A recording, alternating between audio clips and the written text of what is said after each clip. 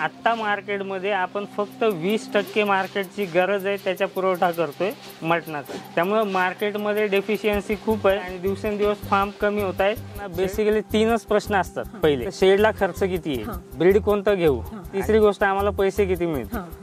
पण याच्याही पेक्षा महत्त्वाचा प्रश्न आहे ना, शेळीचं संगोपन कसं करायचं हे कोणाला नाही शिकायचं। शेळी हा प्राणी समजून घ्यावा लागेल आधी आणि मग शेळी पालन सुरू करावं लागेल। प्रत्येक प्राण्याचा मूड वेगळा आहे, प्रत्येक प्राण्याचं नेचर वेगळं आहे। प्राणी सांभाळून घेतला की मग शेळी पालन सोपं होतं। ज्यांना नवीन चालू करायचंय ना, तर त्यांनी जे फार्म्स आता चालू आहेत त्या फार्मवर व्हिजिट न करता जे फार्म बंद झालेले आहेत त्या लोकांना भेटायचं आधी आणि त्यांच्याकडून काय चुका झालेल्या आहेत की जेणेकरून त्यांना फार्म बंद करावा लागलाय, ह्या गोष्टी आधी शिका। मंडळी नमस्कार, मी कविता रामदास टोपळे, काव्यास ब्लॉग आपल्या मराठी यूट्यूब चॅनलमध्ये तुमचं पुन्हा एकदा अगदी मनापासून स्वागत करते। तर मित्रांनो, आज आपण जुन्नर तालुक्यातील सावरगाव या गावात आलोय आणि इथे आज आपण कमी भांडवलात शेळीचं पूर्ण नियोजन कसं करायचंय तिथून ते अगदी विक्री व्यवस्थापनाबद्दल सगळीच माहिती जाणून घेणार आहोत। तर मित्रांनो, व्हिडिओला सुरुवात करूया। व्हिडिओ संपूर्ण पहा, तुम्हाला नक्की आवडेल। लाईक करायला विसरू नका आणि अजूनही चॅनल सबस्क्राईब केलं नसेल तर नक्की सबस्क्राईब करा। तर मंडळी, योगेश मनसुख सर आहेत आणि आज आपण त्यांच्याकडून जाणून घेणार आहोत। तर सर नमस्कार। नमस्कार। काव्यास ब्लॉग या माझ्या मराठी यूट्यूब चॅनलमध्ये तुमचं स्वागत करते। तर मी ऐकलंय की तुम्ही मुंबईवरून येऊन हा प्रवास सुरू केला। आज ग्रामीण भागातील लोकांनाही शेळी पालन करायचं म्हटलं तर खूप मोठा टास्क आहे आणि तो तुम्ही सक्सेसफुली रन करताय सध्या। तर मला साधारण जाणून घ्यायचं की ही जी संकल्पना आहे ती तुम्हाला कशी सुचली? साधारण 5 वर्षापूर्वी मी इकडे गावी यायचा निर्णय घेतला। नंतर आपल्याकडे एक क्षेत्र जेवढं अवेलेबल होतं त्या क्षेत्रामध्ये आपल्याला काहीतरी करता येईल। तर ॲनिमल हजबंड्रीमध्ये आवड होती। मग म्हटलं गायांचा गोठा जर आपण करायचा, मुक्त गोठा वगैरे, तर त्यासाठी चाऱ्यासाठी नियोजन मोठं करावं लागेल आणि मग चाऱ्यासाठी क्षेत्र पण तेवढं लागलं असतं। त्यामुळे आपल्याकडे कमी क्षेत्र असल्यामुळे मग आपण शेळी पालन करण्याचा निर्णय घेतला आणि मग त्यातली सगळे बारकावे सगळ्या गोष्टी लक्षात घेऊन मग आपण फार्म सुरू केला। टोटल किती जागेमध्ये आहे आता हा फार्म 35 बाय 80चा शेड आहे आपल्या इकडे आणि 100 शेळ्यांची कॅपॅसिटी आहे इकडे। अच्छा, आता साधारण किती शेळ्या आहेत आपल्याकडे? साधारणतः 35 ते 40 शेळ्या आहेत आपल्याकडे। स्टॉक अपडेट होत असतो, नवीन जातो, जुना येतो। आता पुन्हा थोड्या दिवसामध्ये पुन्हा 100 पर्यंत जाईल। अच्छा, साधारण इथे आम्ही पाहतोय की ओपन जागा आहे बरीचशी आणि तुम्ही शेडच्या स्ट्रक्चरचं पण नियोजन केलंय। मग त्या स्ट्रक्चर बद्दल मला थोडी माहिती जाणून घ्यायची।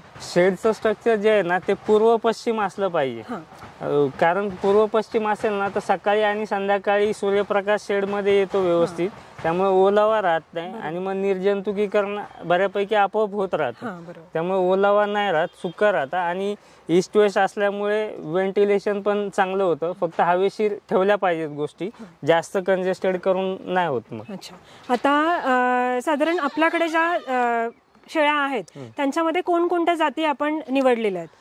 आपल्याकडे आता सध्या बीटल क्रॉस ब्रीड आहे आपल्याकडे काही आणि 1-2 शेळ्यांचा हैदराबादी क्रॉस आहे, पतिरा वगैरे। याच्या आधी आपल्याकडे उस्मानाबादी पण होत्या, प्युअर बीटल मध्ये पण होत्या।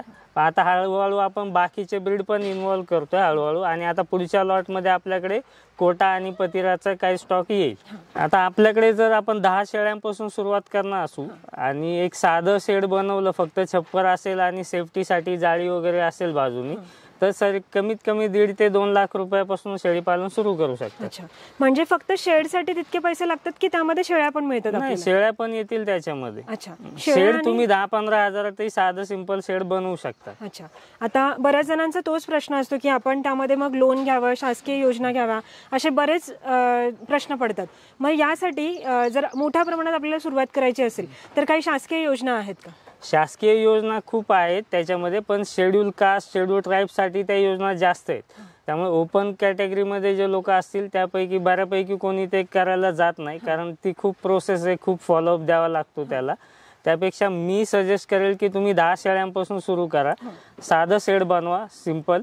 प्राण्यांवर खर्च करा शेडवर खर्च करण्यापेक्षा। अरे वा, आता जर आपल्याला सुरुवात करायची असेल तर साधारण नवीन उद्योजकांसाठी कोणती जात जी बेस्ट असेल? सगळ्यात बेस्ट आहे उस्मानाबादी शेळी। त्या शेळीची इम्युनिटी स्ट्रॉंग आहे खूप आणि कुठल्याही वातावरणात ती सर्वाइव्ह करू शकते शेळी। त्यातून एकदा तुम्ही अनुभव घ्या, मग त्यातून तुमच्या जवळपास ज्या ब्रीडसाठी मार्केट आहे अवेलेबल ते ब्रीड तुम्ही सिलेक्ट करून डेव्हलप करा. आता साधारण आपण जसं म्हटलं तुम्ही 100 शेळ्या बसतील एवढं कॅपॅसिटीचं शेड तयार केलंय, मग यासाठी साधारण खाद्यासाठी आपल्याला किती जागा अवेलेबल लागते? 100 शेळ्यांचं जर खाद्य आपल्याला व्यवस्थित त्यांचा पुरवठा करायचा असेल ना, तर एक 2 एकरचं क्षेत्र आपल्याला पाहिजे, ज्याच्यामध्ये व्हरायटी तुम्ही घेऊ शकता चाऱ्याची. मेथी घास असेल किंवा दशरथ घास असेल, मका असेल मुरघाससाठी, या गोष्टी करू शकता. आणि शक्यतो मल्टी कटिंगचे चारे करायचे, त्यामुळे चाऱ्याची अवेलेबिलिटी लवकर होत जाते. आता आपल्याकडे ज्या शेळ्या आहेत त्यांचं अगदी सकाळपासून संध्याकाळपर्यंत म्हणजे खाद्याचं नियोजन आपण रुटीनली कसं असतं?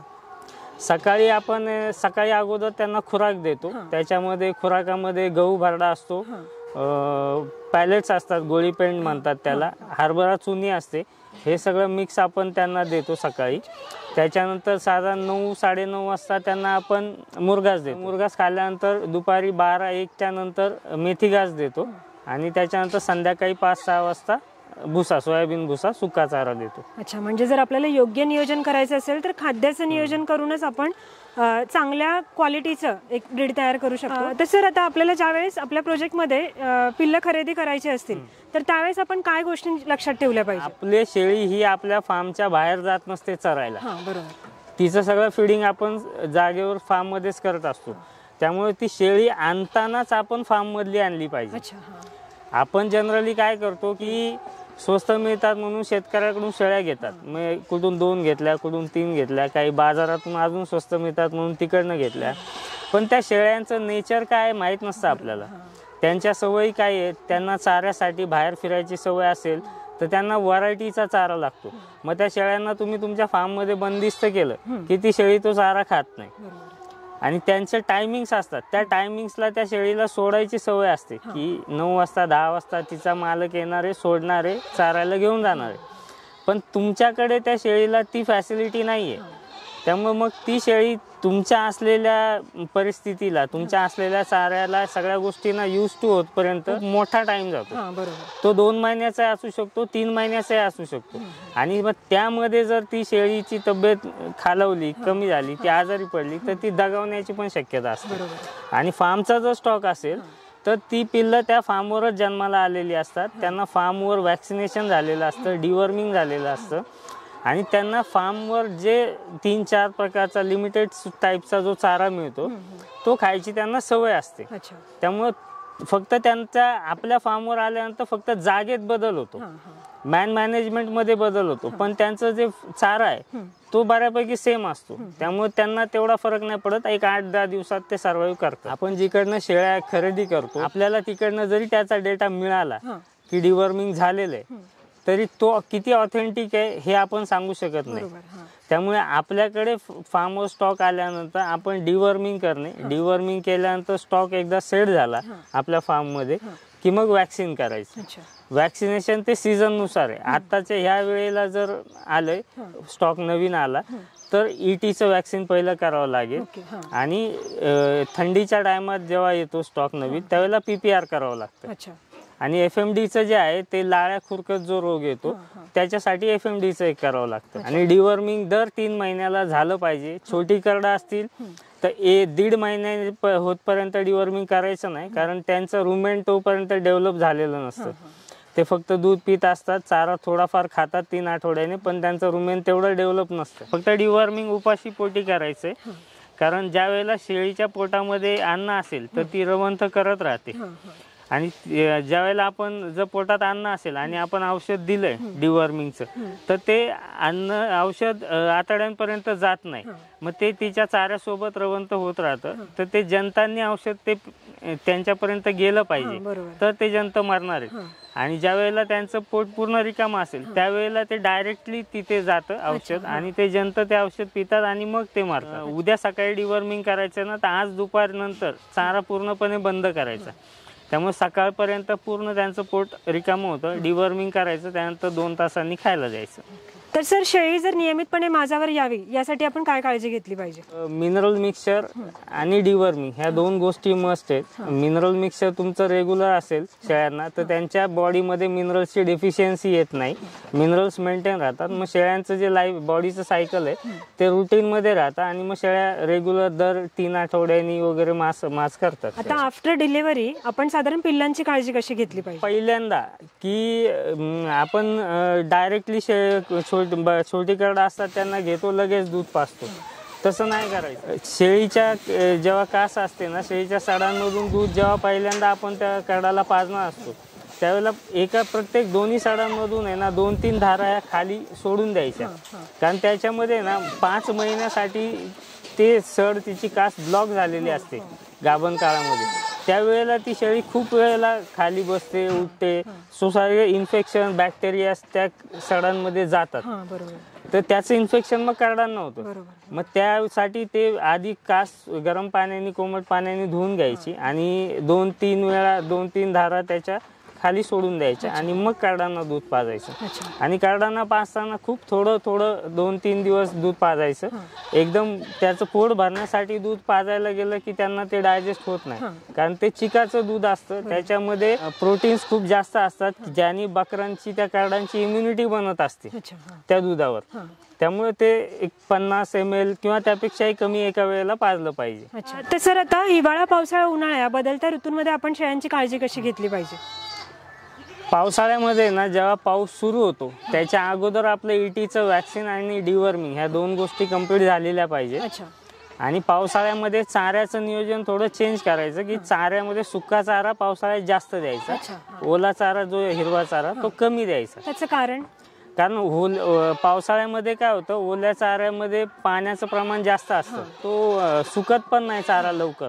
तो आपण कापून आणला चारा, कुट्टी केली किंवा असं जरी टाकला तरी त्यातलं पाण्याचं प्रमाण कमी झालेलं नसतं. त्यामुळे मग त्यांची डायजेशन सिस्टम त्यांनी बिघडते. त्यामुळे पावसाळ्यात सुका चारा जास्त ठेवा. उन्हाळ्यामध्ये हिरवा चारा भरपूर प्रमाणात द्यायचा, सुका चारा कमी द्यायचा. मुरघास तुम्ही 3 सीझन मध्ये कधीही देऊ शकता.